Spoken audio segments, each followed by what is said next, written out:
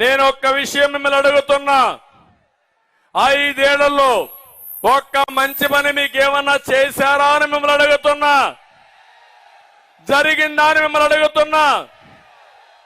అందరికీ ఇచ్చినట్టు బటన్ నొక్కతానంటాడు తప్ప మా గిరిజనులకు నొక్కింది ఏమీ లేదు. ఈరోజు మీరు చూడండి, 16 పథకాలు గిరిజనుల కోసం ప్రత్యేకంగా పెట్టిన పథకాలని రద్దు చేసిన వ్యక్తి ఈ జగన్మోహన్ రెడ్డి. అయినా నా ఎస్టీలు అంటాడు. మాటలు మాత్రం కోటలు దాటుతాయి, చేష్టలు మాత్రం గడప కూడా దాటవు. ఇంకో పక్క మీరు చూస్తే ఈరోజు ఎన్టీఆర్ పదోన్నతి పథకం రద్దు చేశాడా లేదా? అంటే గిరిజన పిల్లలు చదువుకోవడం ఈ ముఖ్యమంత్రికి ఇష్టం లేదు. అదే ఆ రోజు మీరు చూస్తే నేను ఒకటి ఆలోచించాం, ఎక్కడైతే ట్రైబల్ వెల్ఫేర్ ఉందో, మీ స్కూల్స్ ఉన్నాయో ఆ పిల్లల్ని ప్రత్యేకంగా చదివించి ఐఏఎస్ ఐపీఎస్ కూడా కోచింగ్ ఇప్పించి, ఇంకో పక్క ఐఐటి ఐఎం కోచింగ్ ఇప్పించి మిమ్మల్ని ముందుకు తీసుకుపోయేదిగా చేశాం. అది పోయింది.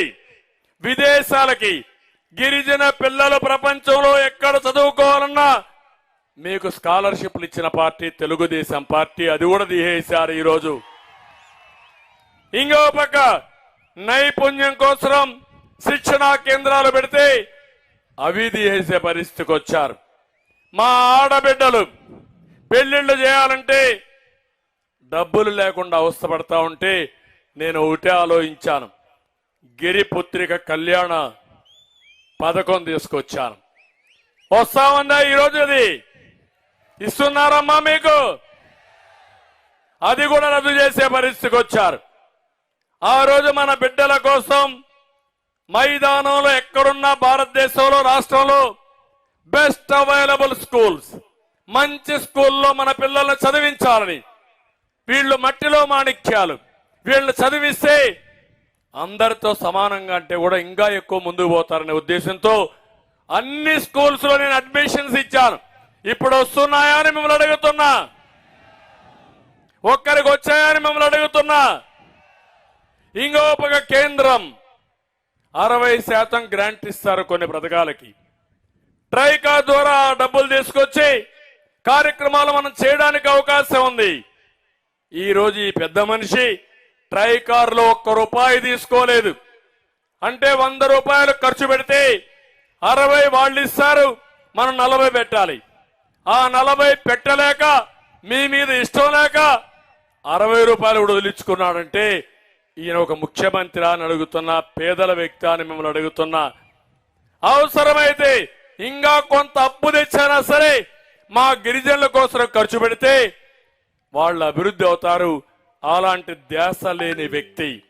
మీ అందరూ గుర్తుపెట్టుకోవాలి, గిరిజన ప్రాంతంలో ఆ రోజు నేను మస్కిటోస్ ఎక్కువ దోమలు ఉంటాయనే ఉద్దేశంతో మస్కిటో నట్లు కూడా ఇచ్చా. మీకు జ్ఞాపకం చేసుకోవాలి, సమైక్య ఆంధ్రప్రదేశ్ లోనే మీకు పౌష్టికాహార లోపం ఎక్కువ ఉందనే ఉద్దేశంతో ఆ రోజుట్లోనే ఫుడ్ బాస్కెట్, ఒక ఎవరైతే బలహీనంగా ఉంటారో వాళ్ళకందరికీ ఒక ఫుడ్ బాస్కెట్ ఒకటి ఇచ్చి మిమ్మల్ని ఆదుకున్న ప్రభుత్వం తెలుగుదేశం ప్రభుత్వం. దాన్ని చేశారు. ఈ రోజు ఒకటి అడుగుతున్నా, ఏ ప్రభుత్వం అయినా సరే పేదవాళ్ళ ఆదాయం పెంచి ఖర్చులు తగ్గించాలి.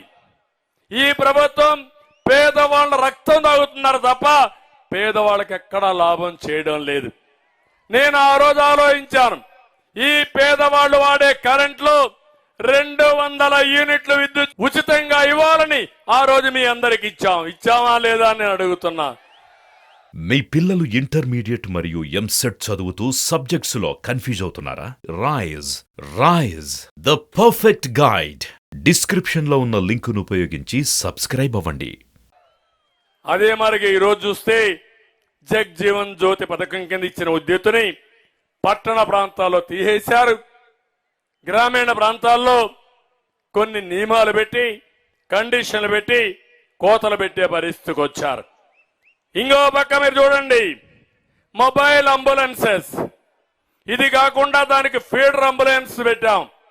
ఆ రోజు ఎక్కడికి పోయినా రోడ్డు ఉన్నంత వరకు అంబులెన్స్ ఉంటుంది, రోడ్లు లేకపోతే స్కూటర్లే ఫీడర్ అంబులెన్స్లు పెట్టుకుని మీ యొక్క ఇంటి నుంచి నేరుగా హాస్పిటల్ తీసుకుపోయేట్టుగా ఆ రోజు ఏర్పాటు చేశాం. ఈరోజు అవి కూడా తీసేసే పరిస్థితికి వచ్చారు. ఎక్కడా ఇవి లేవు. ఇంకో పక్క గిరిజనులకి 50 సంవత్సరాలకే పింఛన్లు ఇచ్చిన ఘనత తెలుగుదేశం పార్టీది, తెలుగుదేశం ప్రభుత్వంది. ఆ రోజు ఏం చెప్పాడు? 45 ఏళ్ళకి ఇస్తాన్నాడు. ఇచ్చాడా ఇప్పుడు మీకు అని అడుగుతున్నా. వచ్చిందని మిమ్మల్ని అడుగుతున్నా. మీరు ఇల్లు కట్టుకోవాలంటే ₹1,00,000 అదనంగా మీకు ఆర్థిక సహాయం చేసిన ప్రభుత్వం తెలుగుదేశం ప్రభుత్వం.